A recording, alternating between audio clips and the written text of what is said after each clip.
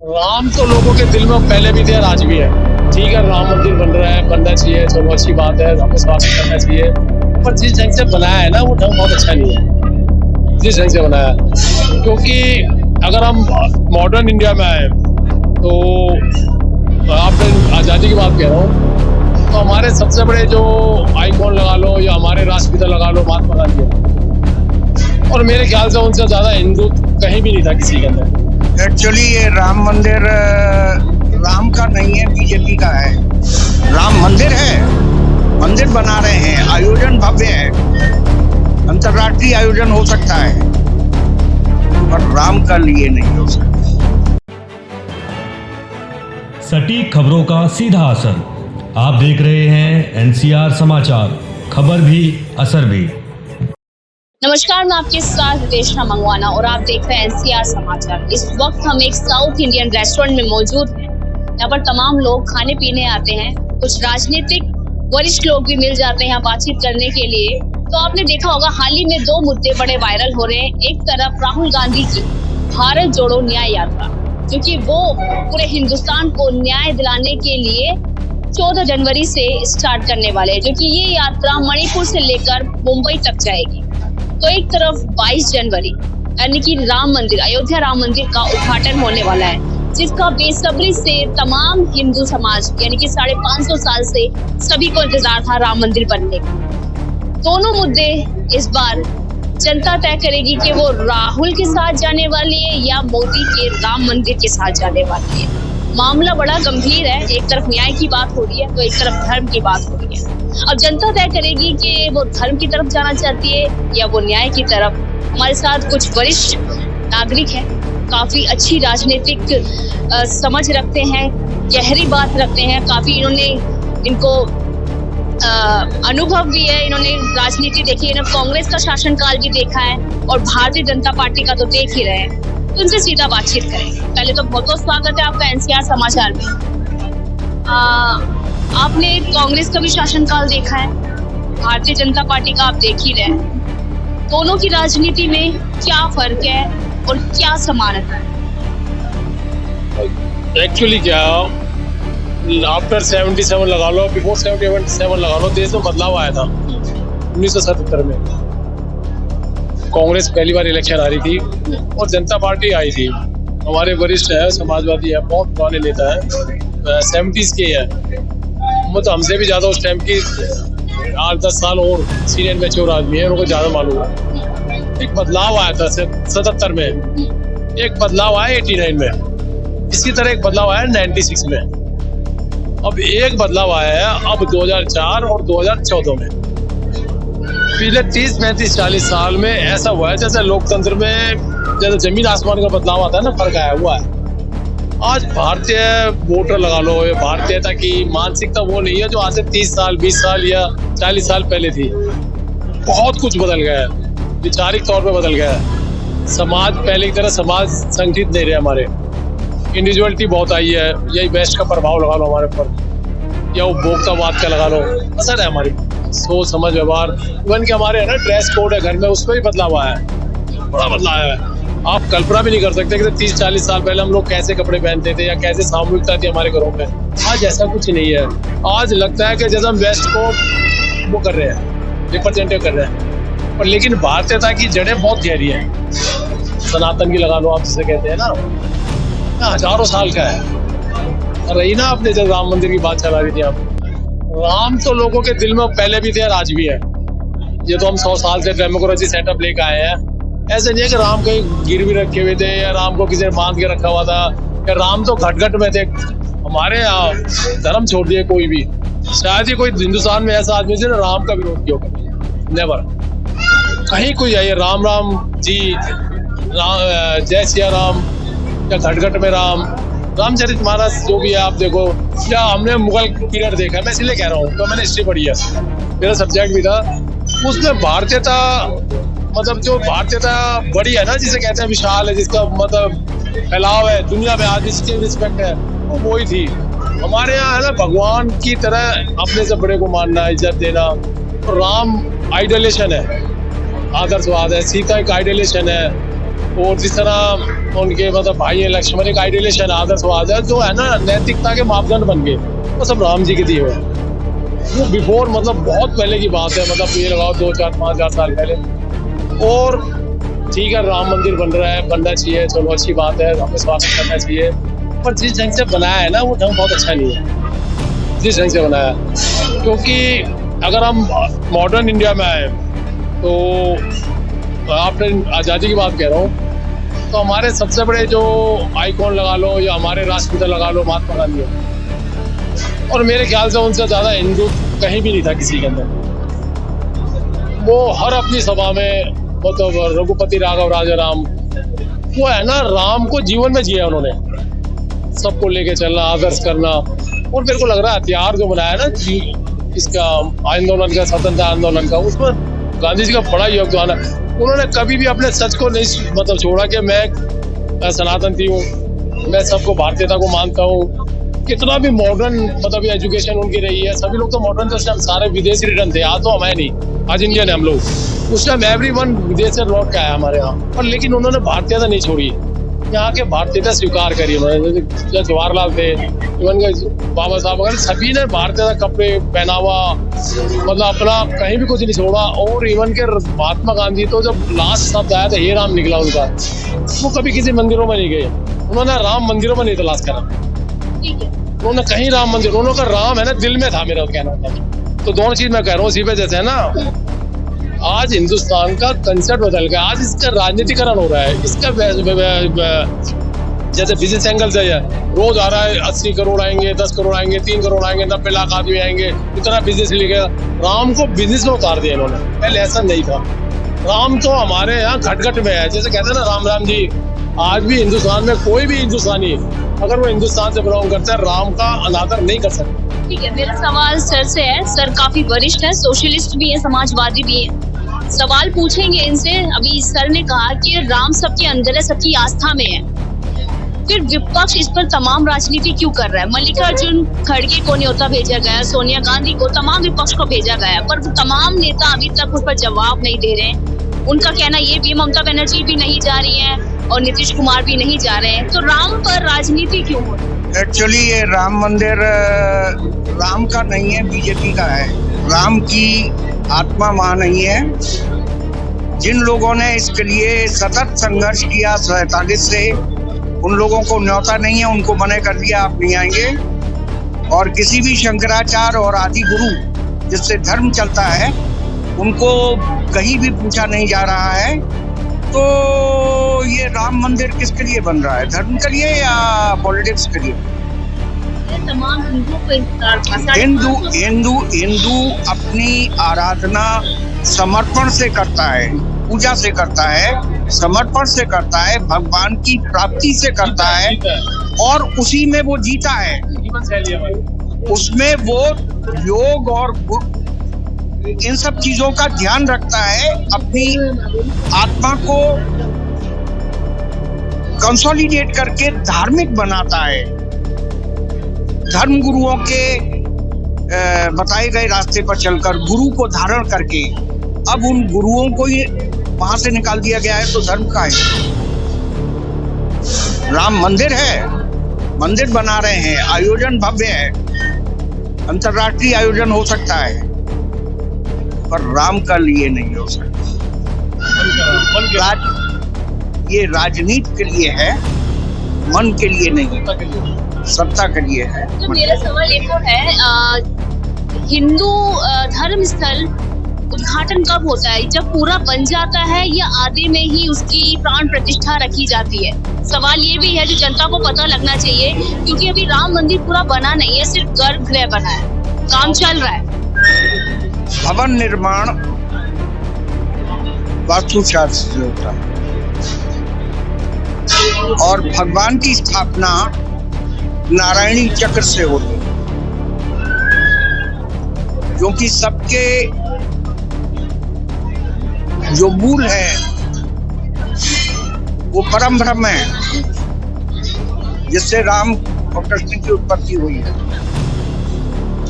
उसको जन्म लेने की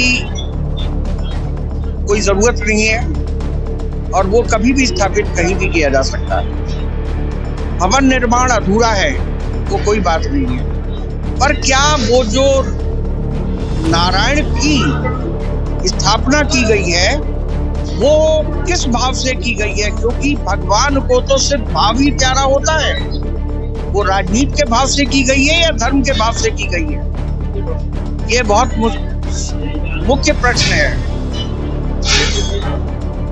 और यहाँ साफ दिखाई दे रहा है कि मंदिर को लेकर राजनीति हो रही है। कुछ लोगों को बुलाया गया है।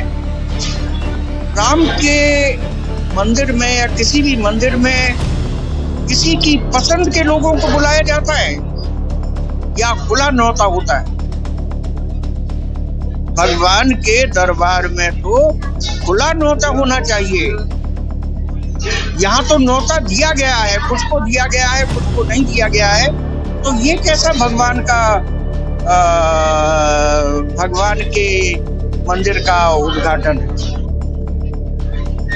एक पोस्टर बड़ा वायरल हुआ बीच में, जिसको बाद में हटा दिया गया ट्विटर से, जिसमें प्रधानमंत्री मोदी की तस्वीर श्री राम भगवान से 3 गुना ज्यादा लंबी दिखाई दी। उस पोस्टर को लेकर काफी बवाल विपक्ष ने काटा। आप किस तरीके से देख? गलत तो है ही सारा, ऐसा नहीं होना चाहिए। इतिहास माफ नहीं करता इन चीजों को। जो हजारों साल की परंपरा है ना, मैं जो भी कहने वाला था, आप भी कह रहे हो, ठीक कह रहे हो। ये राम का जो है ना, मतलब मैं ये नहीं कह रहा कि हिंदुस्तान, वो तो दुनिया में एक आदर्श है राम तो। और फिर है ना, इतने हमारे में हमले हुए आज तक भी। आप ये लगाओ, हिंदुस्तान में जितने हमले हुए हैं, मेरे को कोई ऐसा हमलावर नहीं मिला जो यहाँ के ना हारा हो। फिजिकली जीत जाता है लेकिन मन से हारता है वो। हमारी जो आस्था है, हमारी जो श्रद्धा है, जो हमारे घर में एक है ना, माँ बाप के प्रति जो प्रेरणा है, अजय माँ बाप जैसे हमारे पूरे हो जाते हैं। फिर परंपराओं में एक होता है ना, जैसे श्राद्ध करना, ये करना। इवन के आप ये देखो ना, मैं तो मुगल फैमिली का मैंने पढ़ा, मैं इसलिए कह रहा हूँ। वहाँ पर जब गुजरते हैं तो अपने बेटों को समझा के जाता है, गौ हत्या बंद करा दिया बेटा, यहाँ भगवान की तरह आदर करते हैं। उस टाइम है ना, उन्होंने शराबबंदी बंद कराई। शायद मेरे ख्याल से आज अच्छा नहीं लगता लोग इसके माहौल में ऐसे बोलना। औरंगजेब दुनिया का पहला राजा होगा जिसने शराबबंदी करी, मतलब पाखंड के खिलाफ आया वो पाखंड मुस्लिम भी थे, ये नहीं कि हिंदू थे। उसे पाखंड तो हमेशा जिंदा रहा है। एक बार का जो पाखंड करता है धर्म में, उस पाखंड के खिलाफ वो लोग भी थे, तो उन्होंने स्वीकार करा हमें। अगर हम पे अत्याचार इतना होते था, हिंदुस्तान में 15-20% दलित है, इतना बड़ा वर्ग है, वो सब के सब धर्म बदल चुके होते हैं, उन पर अत्याचार नहीं हुआ। मतलब राम के प्रति, धर्म के प्रति, हिंदू धर्म के प्रति आस्था रही है। आप पे अत्याचार ये नहीं कि हमने, आप अफगानिस्तान में जाके देखोगे, आप बुद्धिस्ट कंट्री थी, पूरा ईरान कंट्री लगाओ ना, पारसी लोग थे पूरा 100%। ईरान के किसके नेता का ब्याह है कि हम 1000 साल पुराने हैं। इवन के सिंध है, सिंधी जियो सिंध के नेता कहते थे, कह रहा हम 1000 साल पुराने मुस्लिम है। हिंदुस्तान में तो 1000 साल है, उससे पहले भी देश रहे, धर्म उससे पहले भी रहे हैं। भगवान बुद्ध आए, आपने रिफॉर्मर आए जैसे ना, और भी आए, गुरु नानक जी आए। ऐसा नहीं है, हमारे धर्म में ही रिफॉर्म है ये, पर भारतीयता था उसका, धर्म का उसका भारतीयता वो था। मतलब मैं आपके पास दोबारा आऊंगी। सर से एक सवाल है, भारत जोड़ो न्याय यात्रा हो रही है, राहुल गांधी कर रहे हैं, इसको लेकर क्या सोच रहे हैं? हिंदुस्तान उनकी तरफ मुड़ेगा या राम मंदिर की तरफ मुड़ेगा? ये देखिए, अपनी पॉलिटिकल पकड़ बढ़ाने के अपने अपने प्रयास हैं। कुछ राम मंदिर के नाम पर कर रहे हैं, कुछ न्याय यात्रा के नाम पर कर रहे हैं। बेसिकली जो मूल समस्याएं हैं, सामाजिक और आर्थिक, उन पर कौन बोल रहा है? राहुल गांधी उसी के लिए न्याय यात्रा करते हैं। राहुल गांधी अभी उस स्टेज तक नहीं पहुंचे। यहाँ डेमोक्रेसी है ही नहीं, इसको कोई नहीं जान रहा। मैं आपसे एक सवाल कर रहा हूं, आप दिखाएंगे? एक आदमी इलेक्शन लड़ता है, पैर छू के वोट हासिल करता है, सबसे आशीर्वाद लेता है, पर जैसे ही चुन लिया जाता है एमएलए एमपी, उसके बाद वो किसी की नहीं सुनता। अब वो सुनता ही नहीं है, तो ही इज नॉट रिप्रेजेंटेटिव, वो रिप्रेजेंट नहीं कर रहा है, सुन ही नहीं रहा है। तो कह रहे किसी तरफ इशारा है, उस नेता की तरफ जो चुन गया वो नहीं सुनता किसी की।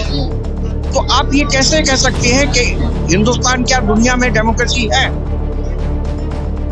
क्योंकि उनको कानून की सपोर्ट आ जाती है, और कानून की अपनी परिभाषा, अपने लिए जो उसकी कहना है,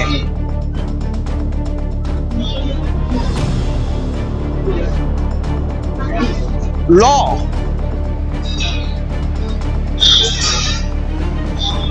speaks against the people itself. It dictates the will of people. Yes, law dictates the will of people. ये उसकी अपनी परिभाषा है। तो आप मुझे बताइए, लॉ से वो डेमोक्रेसी कैसे चलाएगा? क्योंकि डेमोक्रेसी में उसकी इच्छा के विरुद्ध होगी बात, तब वो क्या करेगा? वो लॉ का यूज करेगा, तो डेमोक्रेसी कहाँ रही?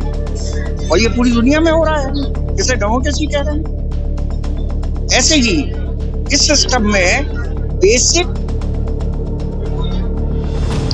थॉट्स को राजनीति में कब शामिल किया गया? पब्लिक की इच्छा को, किसी भी पॉलिटिकल पार्टी के पास पब्लिक की इच्छा को अपने एजेंडे में शामिल करने का कहाँ विधान है? सब अपना एजेंडा बनाते हैं और वो पब्लिक में लॉन्च करते हैं और उनसे कहते हैं कि इसे पसंद करो। This is the process. ये कहाँ से डेमोक्रेसी है? कहाँ से ये पब्लिक इंटरेस्ट की बात है? एक सवाल सर से पूछ लेते हैं, क्या वाकई में तमाम नेताओं के द्वारा, तमाम सरकार के द्वारा, क्या जनता इस बीच में अपने मुद्दों के साथ उठा ही नहीं पा रही, और कहीं ना कहीं जनता अपने जो मूलभूत सुविधा है वो नहीं मिल रही है उनको, तो वो पिस रही है क्या जनता? द्वारा का सवाल करो। जनता नेताओं के मुद्दों पर, एजेंडों पर पिस रही है क्या? नेता तो जो उन्हें अच्छा लगता है और वो सोचते हैं कि ये जनता को भी अच्छा लगेगा, तो अपनी बात कहते हैं और सुनाते हैं, लेकिन वो जनता पे फिट बैठ रहे हैं नहीं बैठ रहे, वो तो जनता ही जवाब देगी ना। अगर जनता ये सोच रही है कि भाई ये उन्होंने अपने लाभ के लिए किया है, हमारे लाभ के लिए कुछ नहीं किया, तो अगर उनके लाभ के लिए नहीं हो रहा है वो, तो उनके लाभ के लिए होना चाहिए। क्योंकि जो नेता होता है वो जनता के का प्रतिनिधि होता है, उसका चुना हुआ होता है, उसके मूलभूत सुविधाओं को सुविधाएं मिल रही है, मूलभूत सुविधाएं। अब अगर वो जनता शिकायत कर रही तो उनके मुताबिक नहीं मिल रही होगी, नहीं, ठीक है, तो मिलनी चाहिए वैसे। ठीक है, एक सवाल कर लेते हैं आपसे। लोकसभा चुनाव 2024 कम समय बचा है, क्या लग रहा है इस बार कौन बाजी मारेगा? कुछ नहीं कह सकते। बड़ा मतलब देश का है ना, आज तो मतलब मेरे को लग रहा है मन से हम तैयार ही नहीं है 2024 के लिए। जो राम का आ गया, मुद्दा आ गया ना बीच में, राम बहुत बड़ा नाम है, अभी तो लोग नॉर्मल नहीं है। अच्छा, फिर सच्चाई है कि उसको है ना ऑपरेट जो कर रहे हैं RSS, बीजेपी, उससे जुड़ी संस्थाएं कर रही है। हिंदुस्तान में कोई एक वर्ग बता दो, एक संस्था बता दो जो राम मंदिर को लेकर आंदोलित हो। उस टाइम RSS, बीजेपी या उससे जुड़ी संस्था या उससे मंडल, ब्लॉक, डिस्ट्रिक्ट, प्रदेश के नेता रोज स्टेटमेंट दे रहे हैं, एक तरफा ज्यादा करने की कोशिश कर रहे हैं। अरे देश है भाई, क्या हो तुम कितने दिन रहोगे? हम तो फिर भी रहेंगे, राम रहेंगे, लक्ष्मण रहेंगे, हमारे सीता रहेंगे, भगवान बुद्ध रहेंगे या गुरु नानक जी रहेंगे। हमारे यहाँ जो वर्ग जहाँ भी जिसको मानता है वो यही रहेंगे। ये आपका टेम्परेरी है, टोटली टेम्परेरी है, पर लेकिन इस टाइम है ना देश की मनस्थिति बहुत अच्छी नहीं है चुनाव मेरे ख्याल से। और 2024 का चुनाव नॉर्मल चुनाव नहीं है। एक है इंडिया अपने आप को, जो इंडिया वो विपक्ष जो बन रहा है वो अपने आप को ऑर्गेनाइज नहीं कर पा रहा ढंग से, क्योंकि यहाँ भी अंदर ही अंदर आपसी लड़ाई है, कोई तैयारी नहीं कर पा रहे। अब कांग्रेस है, उन्होंने न्याय तरह निकाल दिया। होना ये चाहिए था इस टाइम के इंडिया की टीम बनके पूरे ऑल इंडिया में जाती, बड़ी बड़ी मीटिंगें करती, कोऑर्डिनेशन कमेटियां बनती, और उसके लिए लगभग 3 महीने में जो कुछ कमियां रह गई ना, ट्रेन जैसे छूट रही थी वो कर लेते। ऐसा नहीं हो पा रहा। आज जितना भटकाव है, जितना इधर उधर भटक रहा है, वो नुकसान में है। मतलब 2024 का सच्चाई में इलेक्शन का पता नहीं लग रहा, कहीं एक तरफा ना हो जाए, डर लगता है हमें कैसे जैसी परिस्थितियां बना रखी है। अयोध्या हमारी हिंदुत्व की आदर्श और आस्था की भूमि है। हाँ। उसके पे कोई संगम मतलब अन्याय नहीं होना चाहिए। राम के नाम को जुड़ते ही और अयोध्या के लिए एक मन में ऐसा विश्वास और आदर्श आता है कि ये हमेशा आदर्श बनी रहे और उसमें बात व्यवहार विचार भी सारे ऐसे ही रहने चाहिए लोगों के प्रति। कोई बात ऐसी ना हो जाए कि वहाँ से हमारे हिंदुत्व को नुकसान पहुँचे, उसकी आस्था कम हो जाए। तो आस्था का प्रतीक क्या बना रहना चाहिए, क्योंकि आज का नहीं हमारा बनाया हुआ है, ये हमारा कितने समय से आ रहा है जिसको हम आदर्श मान के चल रहे हैं। तो उस आदर्श को बना रहना चाहिए और उसके प्रति लोगों में विश्वास बढ़े ना कि घटे। तो शुक्रिया बातचीत करने के लिए। रेस्टोरेंट में मौजूद थे, तमाम मुद्दों पर बातचीत करी, राम मंदिर पर बात करी। वरिष्ठ नागरिक हैं, तमाम नॉलेज, तमाम समझ रखते हैं। काफी ऐसी बातें भी सुनने को मिली जो कहीं नहीं मिली होगी। कह दिया कि चुनाव जो है इस बार 2024 के लोकसभा वो एक तरफा होने वाले, क्योंकि राम का नाम बहुत बड़ा नाम है और इसको लेकर जनता काफी सटीक है और वो हो सकता है कि राम की तरफ जाए और भारत जोड़ो न्याय यात्रा इस बार फीकी पड़ जाए, क्योंकि जहां विपक्ष को एकजुट होना था वो न्याय यात्रा निकाल रहे हैं। पर देखना सवाल यही है कि जनता है, सब जानती है, कुछ भी कर सकती है 2024 में। तो 2024 का ये सभी को इंतजार रहेगा, हमें भी और आपको भी। कौन प्रधानमंत्री बनेगा ये बड़ा सवाल रहेगा। मैं आपके साथ तेजस्वी मंगवाना और आप देख रहे थे एनसीआर समाचार।